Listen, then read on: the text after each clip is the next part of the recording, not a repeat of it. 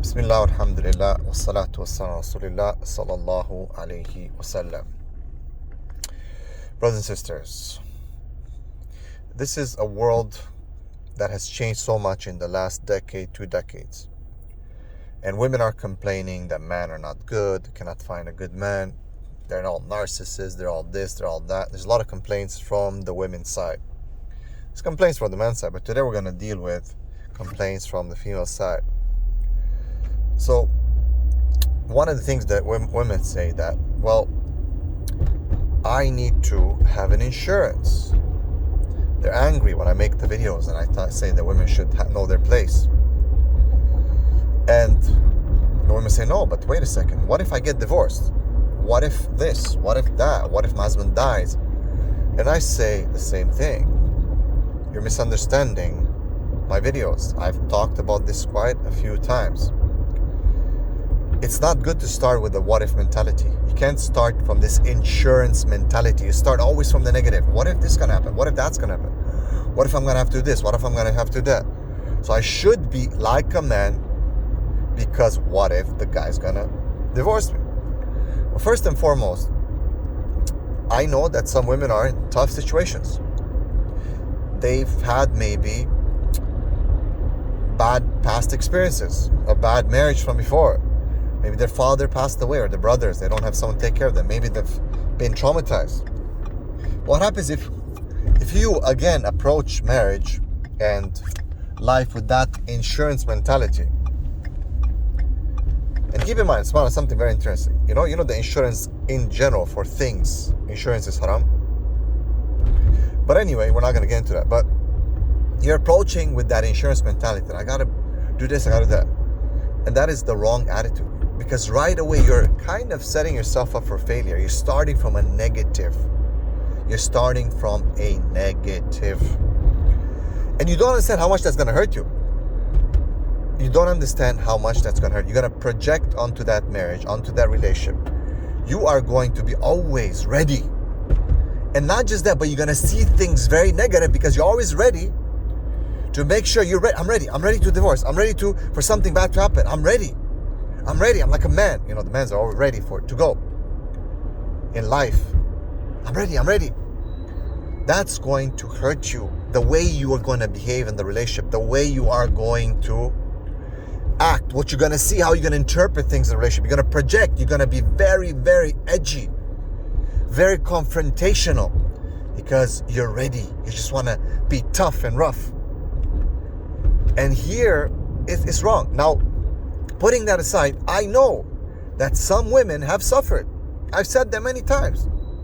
My videos are towards feminists who have a decent environment. Most people start from this position. Pay attention. They'll start from a family, from a husband, from a father, from brothers, family, yes. But then they have this mentality that I have to have insurance, that I have to be like a man, I have to be a feminist, and they destroy themselves, they destroy their future. Well, what about new Muslims? Some people say, converts who don't have that. I agree, I understand. They're in a different situation. Or women are widowed, or something happened, their father passed away. I understand. We're not fighting against those women. Those women might not find a husband. What do you think? They're going to sit on the street and starve? They're going to be just doing, of course, some will work, some will want to be educated. But you have to understand, each situation is different. What we are targeting is this mentality of wanting to be like a man, not because of circumstances or because someone has done something you're in a situation where you're going to starve or you're going to have nothing to provide for your children, or no. But these women who always have a negative mindset and they affect everyone. Now, what happens to, again, the ones who have a family and who could be good and who could move forward and have a good life? They set themselves up for failure.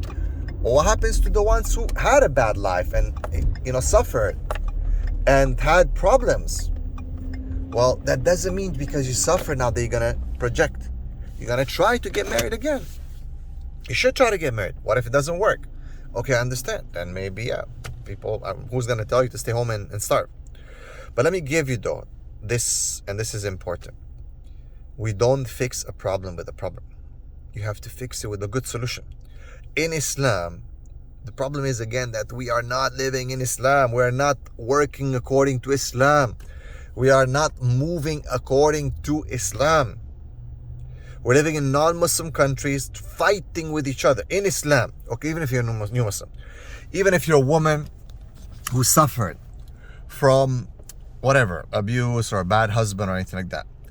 The Qadi, the Amir of the place, which would be the equivalent today of the Imam of the Masjid or communities. MashaAllah, there's like in London, there's huge communities.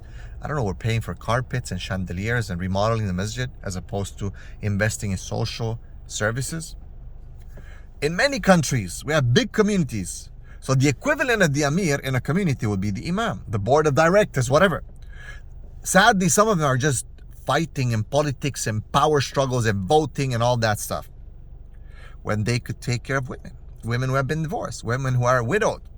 It is the responsibility of the Amir. If the woman gets divorced, or she doesn't have a family, or she ends up in a situation like that, and she doesn't have education or work, right? The argument that some of these sisters put forward, it is upon the Amir in a Muslim country, the Amir, the Khalifa, the Imam, to be responsible for them. Do you understand? Islam doesn't leave any loopholes or any hole in the system. It covers everything.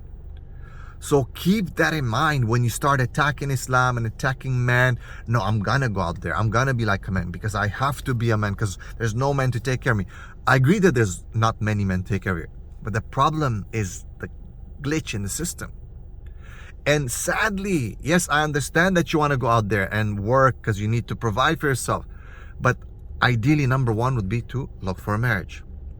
Ideally would be that the community, the men in the community and the board of directors, the imams, would take responsibility to provide and take care for these women, to have a fund, a sanduq of zakah and sadaqah for these women, to take care so they don't have to go out there and be like men and struggle for themselves and, you know, flex their muscles and study and do this while their children, or they compromise, they capitulate their children, their femininity, because they are losing it.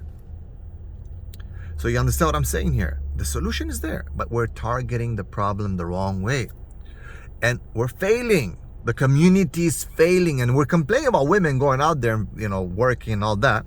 That's one issue, but they're not doing anything to solve that problem. Not only a man can solve the problem, or this man or that man. It has to be a community effort. Islam has the solution. But because we're not applying the Islamic solution, the Quran and Sunnah, the Imams are not stepping forward. They're talking about rubbish sometimes, sorry to say that. Because of that, the women are going out there flexing their muscles, becoming like men. So now men are complaining, oh man, she's like a man. Not just that, but it diminishes their chances to bond properly with a real man, because they're going to fight with them. They're going to be aggressive, because those are the skills that they have developed outside on the streets, working and studying and 9 to 5 and having to provide in a man's world. So they develop those aggressive skills, and then obviously it's going to be very, very hard for them to bond with. Let's say the opportunity comes for them to get married, it will be hard for them to bond for a second chance or third chance. They're going to push those men away most likely, because they'll be so aggressive. They'll look for any excuse. They'll find fault in everything, because they have this insurance mentality and they're ready to be aggressive and fight, because that's their experience. They have trauma, compound trauma sometimes. As for the sisters who've never been in this situation, they're not new Muslims, they've never been divorced, they've never been, widowed or something like that.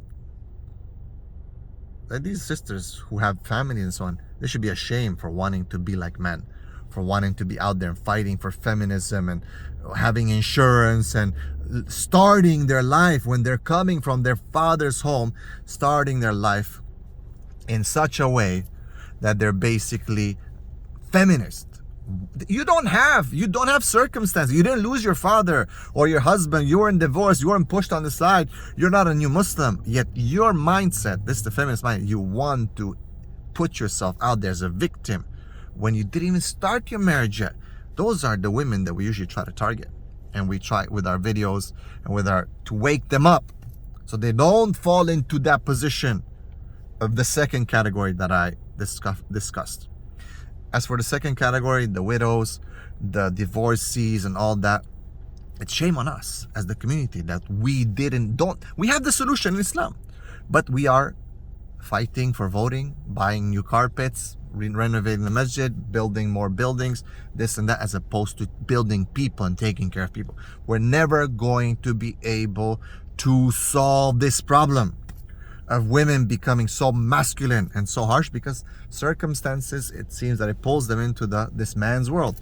And in a man's world, as much as the women hate men these days, you have to develop these masculine skills, isn't it? And framework to be able to succeed. The same thing that you hate, supposedly, you're becoming it. But Islam is the solution. Islam, look at the Islam, it's so beautiful. It has the solution, the responsibility, what the community has to do, what the imam has to do. Sisters, they come to me and they say, oh, of course I want to have an education where, because I'm going to get kicked to the curb. I'm a new Muslim. I don't have a Muslim family. I don't have a Muslim man, a father, a brother. They're not there for me. I have to develop myself. And the response is that no, you don't. No, you shouldn't actually. The reality is you do, because of the circumstances, because the people are failing to uphold their responsibility. But you shouldn't, because in Islam, the Amir and the community and those people have a lot of money, and we do have a lot of money in this ummah. They're the ones who should be taken care of. So you can be a woman at home, taking care of your children, try again to get married, inshallah, without any preconceived ideas and insurance in your mind. A woman who's feminine, who does feminine things, and who's not going to be developing these manly skills and be aggressive. Sadly, we're hurting ourselves. Islam has the solution. Quran and Sunnah. Let me know what you think. Comment below. Check out the links. Assalamu alaikum wa rahmatullah.